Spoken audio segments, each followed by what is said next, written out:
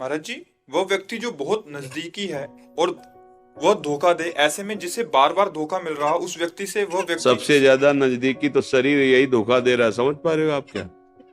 सबसे ज्यादा नजदीक तो शरीर है ना अपने, और यही धोखा दे रहा है। बाल्यावस्था से जवानी में पहुंच, जवानी का धोखा दे के बुढ़ापा लिया, बुढ़ापा को धोखा मृत्यु में पहुंचा। सबसे धोखेबाज तो ये शरीर है। बाहर किस पर भरोसा करे? जिसको हम प्राणों की तरह पोषण कर रहे हैं, आत्मा की तरह मान रहे हैं, ये धोखेबाज शरीर हम ही को दुख दे रहा है। नहीं दे रहा? High blood pressure, low blood pressure, दिल की बीमारी, कैंसर की बीमारी, ये बीमारी, वो बीमारी, ये अवस्था, वो अवस्था बदलती चले, कुछ पकड़ में आ रहा है क्या? तो ये धोखेबाज नहीं है क्या? पर हम इसी को अपना मैं मान रहे हैं, दूसरों को धोखेबाज मान रहे हैं, तो उत्तर ही नहीं समझ में आएगा। फिर यहां से शुरू करो, अब उत्तर समझ में आ जाएगा। अब बताओ, और धोखेबाज कौन रहेगा? हमारा मन हमारा धोखेबाज, बड़ा दुष्ट, नीच, लाख समझाओ वही गंदे विषयों की तरफ भाग रहा है। हमारी बुद्धि हमसे धोखा कर रही है। हम बार बार समझा रहे हैं कि प्रिया प्रीतम से बढ़कर और कुछ नहीं है, यही जीवन का सार, एक विश्वास खाली न जाए राधा नाम। फिर भी ये दुष्ट बुद्धि संसार की तरफ ले जा रही है। हमारा शरीर धोखेबाज, हम औरों की बात क्या करें? किसका प्रश्न है? अब बोलो आप इस पर कोई संशय? पहले अपने धोखेबाजों को पहचान लो अंदर की, तो बाहर सच्ची मानो। कोई धोखा, एक सच्चिदानंद भगवान अपने कर्मों को भुगताने के लिए वही लीला कर रहा है, दूसरा कोई नहीं। हम पहले इन धोखेबाजों को पहचाने, अपनी बुद्धि को, अपने मन पर। ये देखो, संसारिक भाषा नहीं, आध्यात्मिक भाषा, इसलिए लोग इस पर टिप्पणी प्रश्न कर सकते हैं। वाकया अगर समझना चाहते हो तो असली बात समझ लो, हमारा मन ही हमें धोखेबाज जला रहा है, फंसा रहा है और ऐसे कर्म करा रहा है। ईमानदारी से अपने लोग बिल्कुल घर के जैसे बैठ के सोचो, हमसे जो गलतियां हो रही, क्या हम धोखेबाजी नहीं कर रहे? अंदर से देखो, जो सुना है, जो जाना, क्या हम उसके अनुसार चल रहे हैं? ये धोखेबाज मन जो हमसे गलतियां कराना चाहता है वो करवा लेता है ना।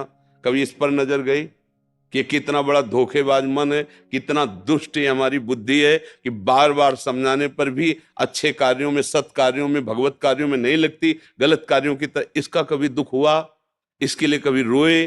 इसकी खिलाफत कभी की? इस दुश्मन को कभी पहचाना? नहीं। तो फिर बाहर के दुश्मन तो बने बनाए हैं, क्योंकि अंदर ही का दुश्मन बाहर दुश्मनी पैदा करता है, अन्यथा नहीं।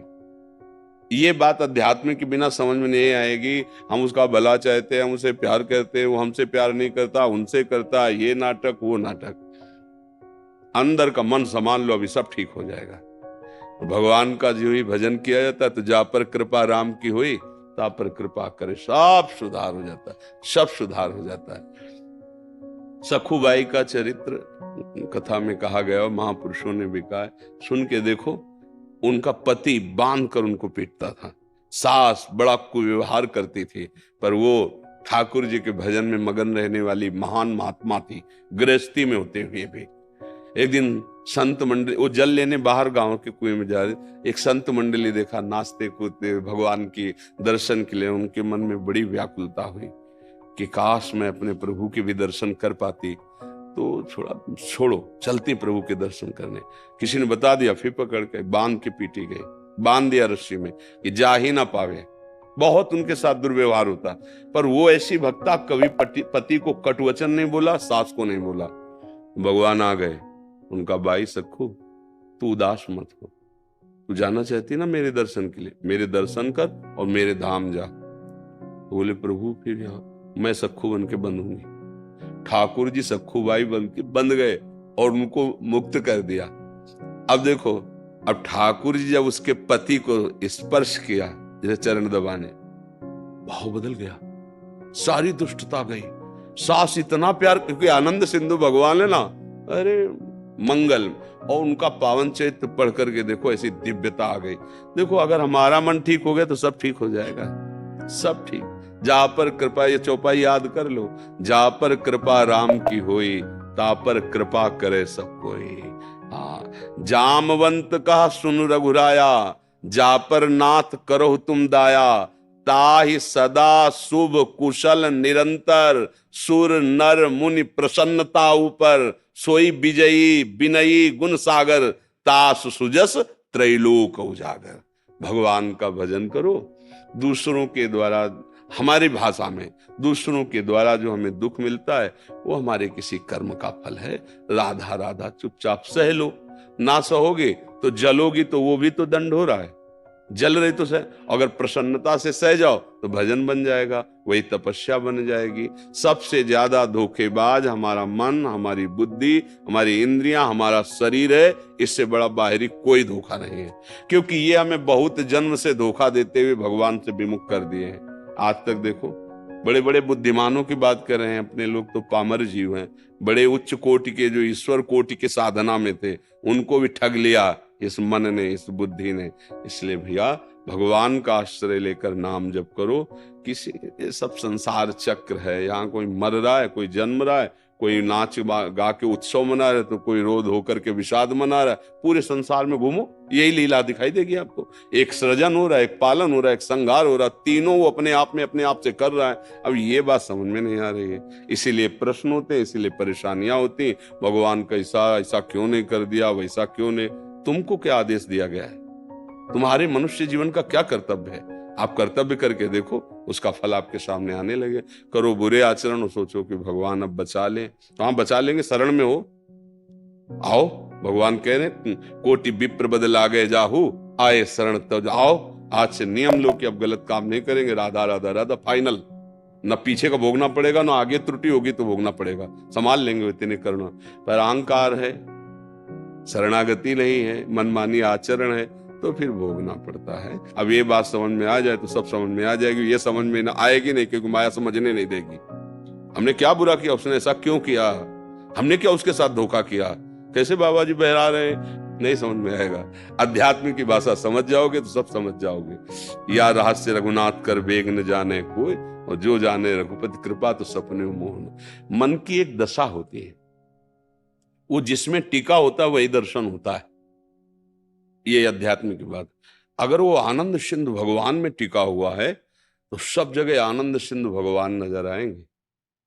काम में टिका हुआ तो काम नजर आएगा, पक्का समझो। जैसे गोस्वामी जी का मन राम में हो गया तो कह रहे जड़ चेतन जग जीव जत सकल राम में जान, राम में जान। उनको राम दिखाई दे रहा, हमें धोखेबाज दिखाई दे रहा है, क्योंकि मन धोखे में स्थित है। मन पाप में स्थित सब पापी नजर आएंगे। मन दुष्ट है तो सब दुष्ट नजर। जैसा चश्मा जहां तुम्हारी स्थिति है, जिसमें तुम आनंदित हो रहे हो, वही दशा तुम्हें सारे संसार में दिखाई देगी। अगर तुम शोक में हो तो भारी आनंद की जगह में जाओगे तो भी तुम्हें सब शोकित नजर आएगा। आनंद में हो तो घोर शोक में भी तुम्हें आनंद की अनुभूति होगी। ये मन धोखेबाज है, इसको जहां स्थित कर दो वहीं का अनुभव कराता है। तो गोस्वामी जी कह रहे तब लग कुशल न जीव कहूं, सपने हो मन विश्राम, जब लग भजत न राम कहूं, शोक धाम तज काम। मन का विश्राम भगवान के चरणों का आश्रय लेकर नाम जपने में है। सब धोखेबाजी इसी की है। ये खत्म हो गया तो सामने कुछ है ही नहीं, एकमात्र भगवान है। ये अनुभव की बात महापुरुषों की कह रहा हूं। एकमात्र प्रिया प्रीतम है, दूसरा कुछ नहीं। हमारा अंदर गड़बड़ तो सब बाहर गड़बड़। हमारे अंदर जैसे पाप वृत्ति चल रही ना, तो सबको देख के लगता है कि वो भले वो किसी भाव से देख रहा हो, सृष्टि कैसी, हमारी दृष्टि जैसी। जैसा चश्मा वैसे ही रंग दिखाई देगा। अब चश्मा सुधार लिया जाए, अपनी दृष्टि सुधार ली जाए, और दृष्टि मन बुद्धि से होती है। जैसा मन बुद्धि निर्णय करता है वैसा दिखाई देने लगता है। तो हम खुद धोखे में फंस गए तो हमें सब धोखा नजर आ रहा है।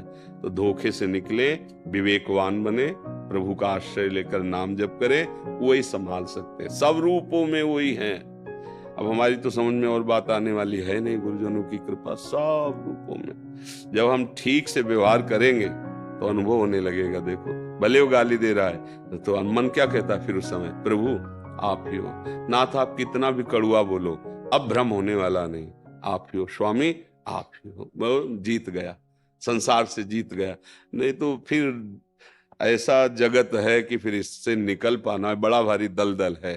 फंसते चले जाओगे, निकल नहीं पाओगे, उलझते चले जाओगे, सुलझ नहीं पाओगे। सुलझने का मार्ग एक ही है, भगवान की शरण में हो जाओ। अपने मन बुद्धि को निर्विकार कर लो, अपने मन बुद्धि को ठीक कर लो। और अगर आपका दोष रहित हो गया है तो वास्तविक दोष क्रिया कर रहा है पर आपको दोष नजर नहीं आएगा। उसमें भगवान की लीला नजर आएगी। भगवान की त्रिगुणात्मिका माया की अलग लीला है और भगवान की त्रिगुणातीत लीला अलग है। तो पहले हम इस लीला को बराबर करें, सम में लाएं कि भगवान के द्वारा ली। अब ये बिना भजन के समझ में नहीं आएगी, नहीं आएगी, नहीं आएगी। गीता जी में बताया गया चंचल मना कृष्णा, तो मन को कैसे नियंत्रित करें? अब उसी में उत्तर लिखा है, अभ्यास और वैराग्य के द्वारा। ऐसा अभ्यास करो, अभ्यास योग युक्तेन चेतसा नान्यगामिना। तुम्हारा मन, तुम्हारा चित्त ऐसा अभ्यास करो नाम जप का, भजन का, कहीं और जाए ना। वैराग्यण, तो वैराग्य का मतलब होता है विषय भोग पास रहते हुए भोगने की इच्छा ना होना। पर इतनी सामर्थ्य तो है नहीं, तो कम से कम जिनके लिए निषेध किया गया है उन भोगों के सानिध्य से बचो।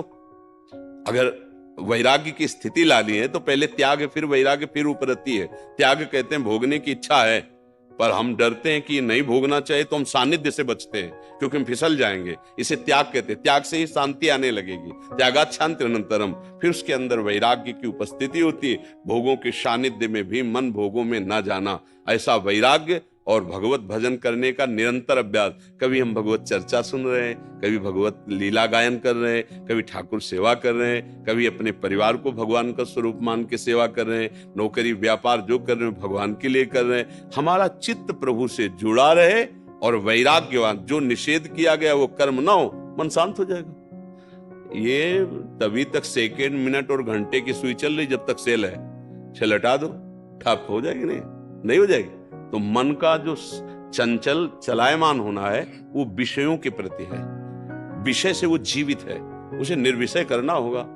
तो ऐसा अभ्यास करो कि मन प्रभु का चिंतन न छोड़े, और ऐसा वैराग्य करो कि जिसे कहा गया ये मत भोगो, निषेधात्मक पाप कर्म वो मत करो, धर्म रूपी विषयों का सेवन कर लो धर्म से। और वैराग्यवान भजन परायण, अभी मन शांत हो जाएगा। पर इसके करने के लिए जन्म जन्म महात्मा लोग लगे हुए हैं। ये कोई छोटा मोटा है, बहुत जन्मों का बिगड़ेल मन है तो ठीक हो जाएगा। समझे जी? जी। चंदन वर्मा जी खन्ना से, राधे राधे महाराज जी, आपके चरणों में कोटि कोटि प्रणाम। महाराज जी, पुण्य और पाप क्या है, मार्गदर्शन करें। पुण्य और पाप, धर्म और अधर्म, विधि और निषेध, ये जो दो बातें कही गई, जैसे पुण्य पाप, धर्म अधर्म, विधि निषेध, ये एक ही बात है।